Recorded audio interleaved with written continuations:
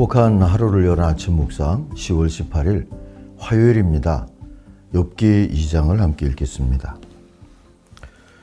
또 하루는 하나님의 아들들이 와서 여호와 앞에 서고 사탄도 그들 가운데에서 여호와 앞에 서니 여호와께서 사탄에게 이르시되 내가 어디서 왔느냐. 사탄이 여호와께 대답하여 이르되 땅을 두루돌아 여기저기 다녀왔나이다.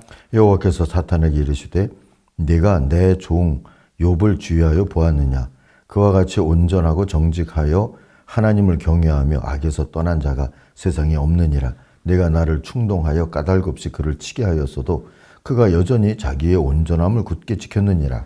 사탄이 여호와께 대답하여 이르되 가죽으로 가죽을 바꾸오니 사람이 그의 모든 소유물로 자기의 생명을 바꾸올지라. 이제 주의 손을 펴서 그의 뼈와 살을 치소서. 그리하시면 틀림없이 주를 향하여 욕하지 않겠나이까.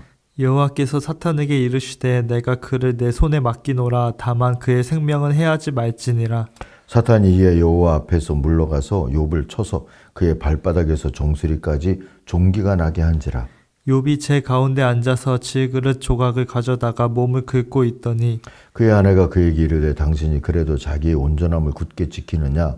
하나님을 욕하고 죽으라. 그가 이르되 그대의 말이 한 어리석은 여자의 말 같도다. 우리가 하나님께 복을 받았은즉 화도 받지 아니하겠느냐 하고 이 모든 일에 욥이 입술로 범죄하지 아니하니라. 그때 욥의 친구 세 사람이 이 모든 재앙이 그에게 내렸다 함을 듣고 각각 자기 지역에서부터 이르렀으니 곧 대만 사람 엘리바스와 수아 사람 빌닷과 나아마 사람 소발이라. 그들이 욥을 위문하고 위로하려 하여 서로 약속하고 오더니 눈을 들어 멀리 보매 그가 욥인 줄 알기 어렵게 되었으므로 그들이 일제히 소리질러 울며 각각 자기의 겉옷을 찢고 하늘을 향하여 티끌을 날려 자기 머리에 뿌리고 밤낮 7일 동안 그와 함께 땅에 앉았으나 욥의 고통이 심함을 보므로 그에게 한마디도 말하는 자가 없었더라. 아멘. 아멘. 고난을 대하는 자세, 오늘 2장을 묵상하며 정한 제목입니다. 10절 요절입니다. 당신까지도 어리석은 여자들처럼 말하는구려. 우리가 누리는 복도 하나님께로부터 받았는데 어찌 재앙이라고 해서 못 받는다 하겠소. 이렇게 하여 욥은 말로 죄를 짓지 않았다. 아멘이죠. 자, 이 2장에서 만나는 하나님은 욥을 사랑하고 자랑하시죠. 3절 보세요. 주님께서 사탄에게 말씀하시죠. 너는 내 종 욥을 잘 살펴보았느냐? 이 세상에 그 사람만큼 흠이 없고 정직한 사람, 그렇게 하나님을 경외하고 악을 멀리하는 사람이 없다. 내가 나를 부추겨서 공련히 그를 해치려고 하였지만 그는 여전히 자기의 온전함을 굳게 지키고 있지 않느냐?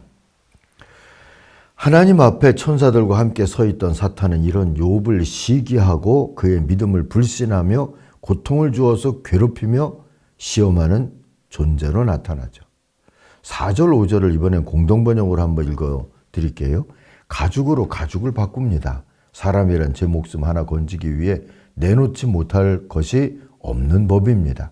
이제 손을 들어 그의 뼈와 살을 쳐보십시오. 제가 보장합니다. 그는 반드시 당신께 면전에서 욕을 할 것입니다. 주님은 이런 사탄의 모함에 동의하지 않으시죠. 6절 보세요. 주님께서 사탄에게 이렇게 말씀하시죠. 그렇다면 그를 너에게 맡겨보겠다. 그러나 그의 생명만은 건드지 말아라. 고린도전서 10장 13절에서 바울이 했던 말을 기억합니다. 사람이 감당할 시험 밖에는 너희가 당한 것이 없나니 오직 하나님은 미쁘사 너희가 감당하지 못할 시험 당함을 허락하지 아니하시고 시험 당할 즈음에 또한 피할 길을 내사 너희로 능히 감당하게 하시느니라 하는 말씀이죠. 이런 경우에 오늘 욥의 상황이 적용될 수 있을까요? 주님은 욥이 감당할 거라고 믿으신 듯해요. 그래서 그렇다면 사탄 네가 맘대로 해봐라. 단 그의 생명만은 건들지 마라. 그러시죠. 아무튼 사탄이 그래서 욥의 모든 것을 빼앗았습니다. 그리고 그의 몸도 쳐서 발바닥으로에서 정수리까지 악성종기가 퍼지게 했죠. 1장 22절 보니까 이렇게 욥은 이 모든 어려움을 당해서도 죄를 짓지 않았으며 어리석게 하나님을 원망하지 않았다 하지 않았습니까? 주님의 믿음대로 욥은 행동을 했습니다. 그러나 괴로운 건 또 괴로운 거잖아요. 잿더미에 앉아서 옹기조각으로 몸을 긁고 있었다 그래요. 그런 욥이 얼마나 힘겹고 괴로웠을까요? 우리의 작고 큰 실패와 또 질고 같은 환난의 경험들이 이 아픔이 얼마나 컸을지, 욥의 아픔이 얼마나 컸을지 좀 짐작할 수 있게 해주죠. 그런데도 이런 욥을 흔드는 자들은 또 사람이었다 하는 것을 우리 말씀이 보여줍니다. 우선 그의 아내가 흔들어대죠. 차라리 하나님을 욕하고 죽으라 하고요. 9절 보세요. 이래도 당신은 여전히 신실함을 지킬 겁니까? 차라리 하나님을 저주하고서 죽는 것이 낫겠습니다.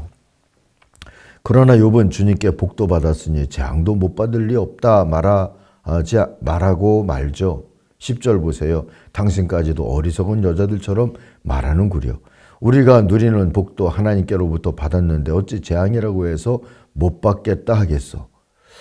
이렇게 해서 욥은 이 모든 어려움을 당하고서도 말로 죄를 짓지 않았다 하죠. 자, 이런 욥을 위로하겠다고 불언천리 찾아온 친구들도 있었다 합니다. 그러나 처참한 고통 속에서 처해 있는 이 욥을 보고는 이들이 통곡을 할 뿐 뭐라 할 말도 없었습니다. 그저 7일 동안 욥과 함께 땅바닥에 앉았을 뿐이라고 13절이 전해주죠. 이 또한 귀한 우정이지 않겠습니까?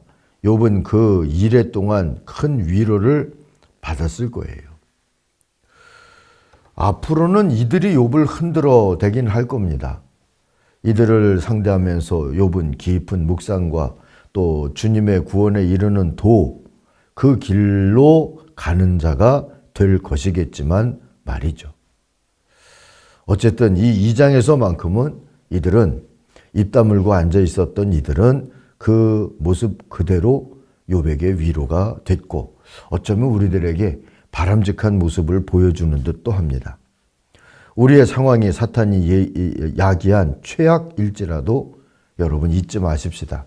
생명은 언제나 주님께만 달려 있습니다. 그리고 기다려 보십시다. 누군가는 곁에 와서 앉아 줄 것입니다. 당신도 그랬을 테니까 말이죠. 근데 거기까지만 하는 게 좋은 거죠. 또 거기까지만 기대하며 사는 게 좋은 것이죠. 그것을 조금 더 넘어가면 감당할 수 없는 그저 오지랖 정도 될 수 있기 때문입니다. 우리의 상황이 사탄이 야기한 최악일지라도 여러분 잊지 마십시다. 생명은 언제나 주님께만 달려 있습니다. 그리고 기다려 봐야죠. 누군가는 곁에 와서 앉아 줄 수 있을 테니까 말입니다. 여러분이라면 그랬지 않았겠습니까?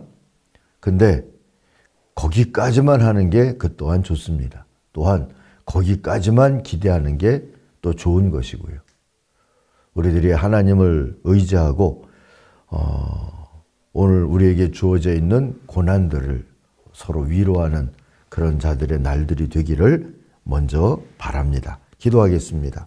하나님 아버지, 생명의 주인이신 주님께 이 땅을 방황하고 있는 모든 난민들, 또 환우들, 실패한 이들 생각하며 기도합니다. 주님 붙들어 주시옵소서. 저들의 눈에서 눈물을 닦아 주시옵소서. 예수님의 이름으로 기도하옵나이다. 아멘. 하늘에 계신 우리 아버지, 아버지의 이름을 거룩하게 하시며 아버지의 나라가 오게 하시며 아버지의 뜻이 하늘에서와 같이 땅에서도 이루어지게 하소서. 오늘 우리에게 일용할 양식을 주시고 우리가 우리에게 잘못한 사람을 용서하여 준 것 같이 우리 죄를 용서하여 주시고 우리를 시험에 빠지지 않게 하시고 악에서 구하소서.